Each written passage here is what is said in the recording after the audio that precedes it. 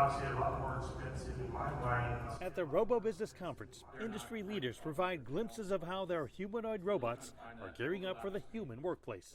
Generally speaking, I don't know if the people who watch these types of videos understand how big of a difference it is between doing something in a research lab and actually doing it for real. In fact, Amazon just announced that it'll be testing Agility Robotics' Digit robot in their warehouses. Having a robot that looks like a person, that's the easiest thing. Having a robot that can do human workflows, can physically interact with the world, can go where people go, that's a whole nother level. While Amazon will initially test Digit to help pick up and move empty totes, Hearst says it's capable of much more. It's like with your smartphone, you started with that one app, which is, it's just a phone, but then I use my phone for things, mostly things that are not a phone. Digit is bringing kind of that versatility, but to the physical world. It's like an app store, but for labor.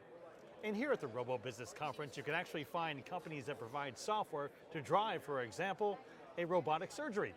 Take, for example, Dassault Systems, which created this 3D virtual experience where I can pick apart a heart, move pieces of it around, and prepare for a robotic surgery.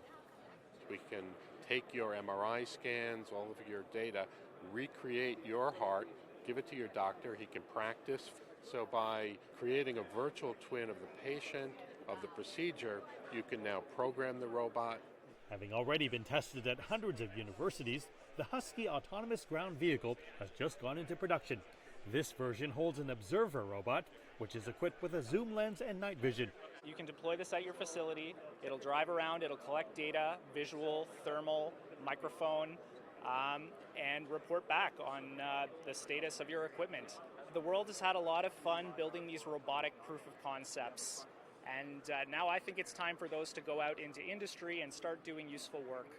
Another robot that is out doing real work in at least 150 U.S. farms is the Amiga. Its switchable configuration and autonomous functions allow it to help with manual labor and analysis. Seeding, cultivation are some of those major ones, just carrying the load. The other things that technology and robotics can help you do is you can start doing phenotyping of a crop, and then it can help you, if you're a plant breeder, it can help you develop a new plant variety.